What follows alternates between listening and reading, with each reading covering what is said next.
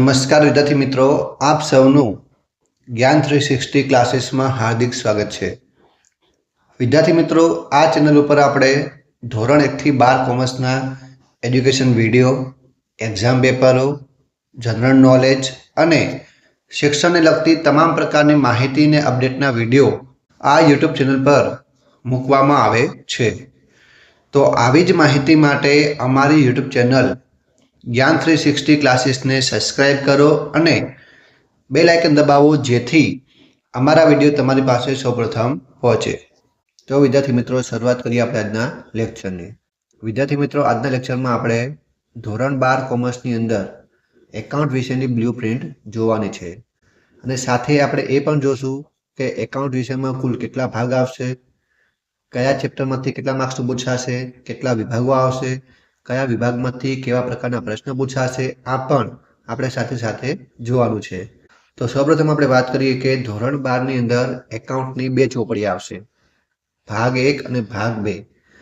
ભાગ 1 ની અંદર તમારે ભાગીદારીના હિસાબો શીખવાના રહેશે અને ભાગ 2 ની અંદર તમારે કંપનીના હિસાબો શીખવાના રહેશે.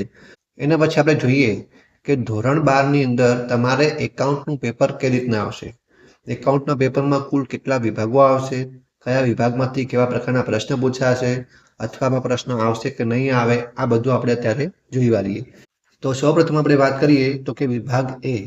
તો વિભાગ એ ની અંદર તમારે કુલ 20 વિકલ્પો પૂછવામાં આવશે અને એમાં તમારે કોઈ પણ પ્રકારનો અથવામાં પ્રશ્ન આવશે નહીં, કોઈ પણ પ્રકારનો વધારાનો પ્રશ્ન પૂછવામાં આવશે નહીં. 20 વિકલ્પો તમારે કમ્પલસરી લખવાના રહેશે અને દરેકનો 1 ગુણ, એટલે કે વિભાગ એ માંથી તમારે કુલ 20 માર્ક્સનું પૂછાશે. એના પછી આપણે વાત કરીએ વિભાગ બી. તો વિભાગ બી માં તમારે કુલ 10 પ્રશ્ન પૂછાશે. એમાં પણ તમને કોઈ પણ પ્રકારનો અથવામાં પ્રશ્ન પૂછવામાં આવશે નહીં, કોઈ પણ વધારાનો પ્રશ્ન પૂછવામાં આવશે નહીં. જેટલા પણ પ્રશ્નો આપ્યા હશે એ બધા જ પ્રશ્નો તમારે કમ્પલસરી લખવાના રહેશે. એટલે કે વિભાગ બી માં તમારે કુલ 10 1 માર્ક્સના પ્રશ્ન પૂછાશે અને એના કુલ ગુણ 10 હશે. એના પછી આપણે વાત કરીએ વિભાગ સી. તો વિભાગ સી માં તમારે 3 ગુણના પ્રશ્ન પૂછાશે, એટલે કે જેમાં તમારે કુલ 6 માંથી કોઈ પણ 4 પ્રશ્નો લખવાના રહેશે. તો વિભાગ સી માં તમારે કુલ 12 માર્ક્સનું પૂછાશે. આમાં તમારે દાખલા પણ હશે અને થિયરી પણ હશે. એના પછી વાત કરીએ વિભાગ ડી. તો વિભાગ ડી માં તમને કુલ 5 પ્રશ્ન પૂછવામાં આવશે અને 5 માંથી તમારે કોઈ પણ 3 પ્રશ્નો લખવાના રહેશે, એટલે કે 5 માંથી કોઈ પણ 3. દરેકના હશે 4 ગુણ હશે, 3 ચોક 12. તો વિભાગ ડી માંથી પણ તમારે 12 માર્ક્સનું પૂછાશે. આમાં તમારે બધા દાખલા પૂછાશે, આમાં કોઈ પણ પ્રકારની થિયરી આવશે નહીં. એના પછી આપણે વાત કરીએ વિભાગ ઈ. તો વિભાગ ઈ માં તમારે કુલ 5 પ્રશ્ન હશે અને 5 માંથી તમારે કોઈ પણ 3 પ્રશ્ન લખવાના રહેશે.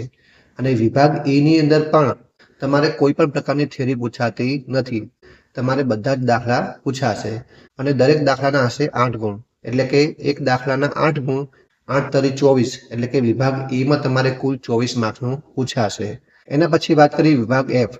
તો વિભાગ એફ માં તમારે કુલ 2 પ્રશ્ન પૂછાશે અને એમાં પણ તમને કોઈ પણ પ્રકારનો પ્રશ્ન અથવામાં આપવામાં આવશે નહીં, એટલે કે બંને તમારે પ્રશ્ન ફરજિયાત લખવાના રહેશે. વિભાગ એફ માં તમારે કોઈ પણ પ્રકારની થિયરી પૂછાતી નથી.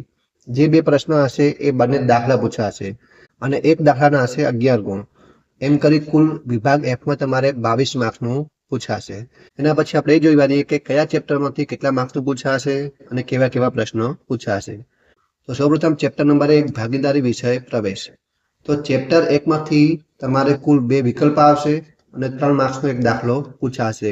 એના પછી ચેપ્ટર નંબર 2, ભાગીદારી પેઢીના વાર્ષિક હિસાબો, જેમાં તમારે ફક્ત 11 માર્ક્સનો એક દાખલો પૂછાશે. એના પછી ચેપ્ટર નંબર 3, ભાગડીનું મૂલ્યાંકન, જેમાં તમારે 2 વિકલ્પ આવશે, 1 માર્ક્સનો એક પ્રશ્ન આવશે અને 2-4 માર્ક્સના દાખલા પૂછાશે. આ સિવાય આમાંથી કશું પૂછાતું નથી. એના પછી ચેપ્ટર નંબર 4, ભાગીદારીનું પુનર્ગઠન, જેમાં 2 વિકલ્પો આવશે, 1 માર્ક્સનો એક પ્રશ્ન આવશે અને એક આવશે 3 માર્ક્સનો દાખલો. એના પછી આવશે ચેપ્ટર નંબર 5, ભાગીદારનો પ્રવેશ, જેમાં 2 વિકલ્પો આવશે અને 2 આવશે 8 માર્ક્સના દાખલા. એના પછી ચેપ્ટર નંબર 6, ભાગીદારીની નિવૃત્તિ અથવા મૃત્યુ, જેમાં 1 વિકલ્પ આવશે, 1 માર્ક્સનો એક પ્રશ્ન આવશે અને એક આવશે 8 માર્ક્સનો દાખલો. એના પછી ચેપ્ટર નંબર 7 ની વાત કરીએ ભાગીદારી પેઢીનું વિસર્જન, જેમાં 2 વિકલ્પો આવશે, 2 1 માર્ક્સના પ્રશ્ન આવશે અને 2 પ્રશ્ન આવશે 3 ગુણના, જેમાં એક થિયરી હશે અને એક દાખલો હશે અથવા બંને દાખલા હશે. બંને થિયરી પૂછાતી નથી, એક દાખલો 100% હશે. આ વસ્તુ પણ તમે ખાસ ધ્યાન રાખજો. હવે એના પછી આપણે વાત કરીએ એકાઉન્ટ ભાગ 2. તો એકાઉન્ટ ભાગ 2 માં તમારે કેવા પ્રકારના પ્રશ્ન પૂછાશે, કયા કયા દાખલા પૂછાશે એ પણ આપણે આગળ જોઈ વાળીએ. તો એકાઉન્ટ ભાગ 2 ની અંદર ચેપ્ટર નંબર 1 શેર મૂડીના હિસાબો. તો શેર મૂડીના હિસાબોમાંથી તમારે 2 વિકલ્પો આવશે અને 2 આવશે 8 માર્ક્સના દાખલા. એના પછી ચેપ્ટર નંબર 2 ડિબેન્ચરના હિસાબો, જેમાં એક વિકલ્પ આવશે, 1 માર્ક્સનો એક પ્રશ્ન આવશે અને 2 આવશે 3 ગુણના પ્રશ્નો, જેમાં એક થિયરી હશે અને એક દાખલો હશે અથવા બંને દાખલા હશે. બંને થિયરી પૂછાતી નથી, એટલે કે ઓછામાં ઓછો એક દાખલો તો પૂછાશે જ. એના પછી ચેપ્ટર નંબર 3 કંપનીના વાર્ષિક હિસાબો, જેમાંથી ફક્ત 11 માર્ક્સનો એક દાખલો પૂછાશે. એના પછી ચેપ્ટર નંબર 4 નાણાકીય પત્રકોનું વિશ્લેષણ, જેમાં તમારે 2 વિકલ્પો આવશે અને એક આવશે 4 માર્ક્સનો દાખલો. એ સિવાય આમાંથી બીજું કશું પૂછાતું નથી. એના પછી ચેપ્ટર નંબર 5 હિસાબી ગુણોત્તરો અને વિશ્લેષણ, જેમાં 2 વિકલ્પો આવશે, 2 આવશે 1 માર્ક્સના પ્રશ્ન આવશે અને એક 4 માર્ક્સનો દાખલો પૂછાશે. એના પછી ચેપ્ટર નંબર 6 રોકડ પ્રવાહ પત્ર, જેમાં તમારે 2 વિકલ્પો આવશે, 2 આવશે 1 માર્ક્સના પ્રશ્ન આવશે અને એક આવશે 4 માર્ક્સનો દાખલો. તો વિદ્યાર્થી મિત્રો, આ રીતે તમારે બોર્ડમાં એકાઉન્ટના પ્રશ્ન પૂછાશે.